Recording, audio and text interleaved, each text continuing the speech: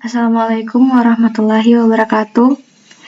Pada video ini saya akan menjawab dan menjelaskan jawaban saya terkait tugas yang telah diberikan pada mata kuliah Logika Diskrit yang berkaitan dengan materi teori himpunan. Sebelumnya, perkenalkan nama saya Mega Saputri dengan NIM F521244041 dari Program Studi Sistem Informasi. Dan langsung saja kita ke soalnya. Jadi soalnya itu, misalkan A adalah himpunan. Periksalah apakah setiap pernyataan di bawah ini benar atau salah, dan jika salah, bagaimana seharusnya. Nah, di sini soalnya ada 5 nomor. Yang pertama, A irisan P dari A sama dengan P dari A. Yang kedua, A gabungan P dari A sama dengan P dari A. Yang ketiga, A selisih P dari A sama dengan A. Yang keempat, A anggota dari P dari A. Nah, yang terakhir, A himpunan bagian dari P dari A. Oke, di sini ada kayak penjelasan simbol atau untuk lebih pengingat lagi. Jadi kalau simbolnya kayak melengkung begini, terbalik, itu dibaca irisan atau intersection. Yang kedua, itu kalau dia bentuknya kayak U, itu dia dibaca gabungan atau union.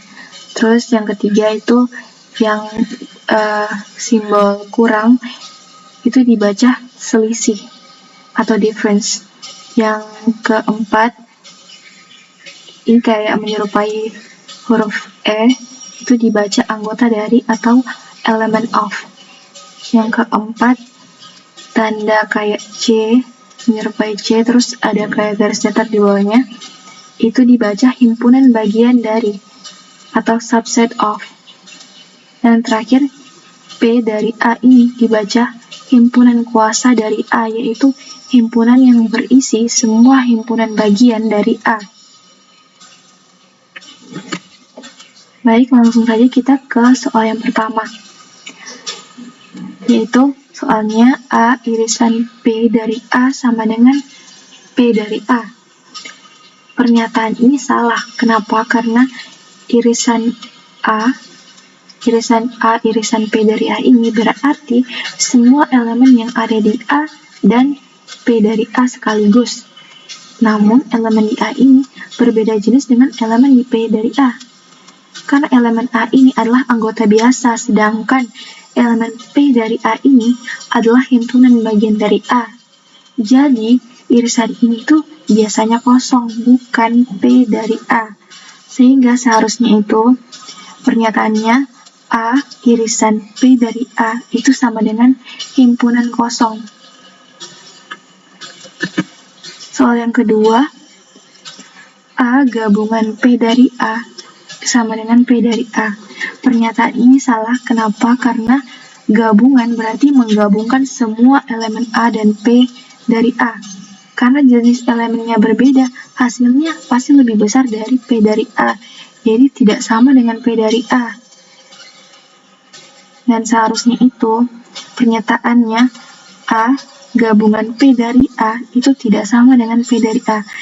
Ini simbol tidak sama dengannya ini harusnya yang sama dengan, terus ada sama dengan yang ada garis miringnya. Ini saya pakai simbol ini karena di komputer itu tidak bisa. Oke. Jadi saya pakai simbol ini tidak sudah terus sama dengan, artinya tidak sama dengan P dari A. Oke, langsung ke soal yang ketiga. Pernyataannya itu A selisih P dari A sama dengan A. Ini tuh benar. Kenapa? Karena tidak ada elemen di A yang termasuk ke P dari A. Maka ketika kita mengurangkan P dari A,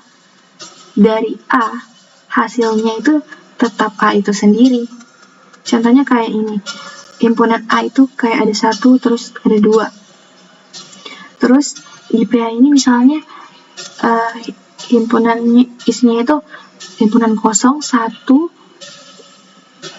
himpunan 1, himpunan 2, dan himpunan 1,2. Nah, tidak ada anggota A di P dari A ini. Jadi, A dikurangi P dari A ini sama dengan A itu sendiri. Terus yang ketiga, keempat, hari ini salah ketik. Jadi, pernyataannya itu A himpunan bagian dari P dari A. Anggota dari P dari A. Ini benar. Kenapa? Karena P dari A ini berisi semua bagian dari A. Berisi semua himpunan bagian dari A, termasuk A itu sendiri. Jadi A ini adalah salah satu anggota dari P dari A. Contohnya kayak ini, jika ada himpunan A itu sama dengan 1,212, maka P dari A ini sama dengan himpunan kosong, terus 1, himpunan 1, himpunan 2, terus himpunan 1,2. Nah, maka himpunan 1,2 ini itu anggota dari P dari A.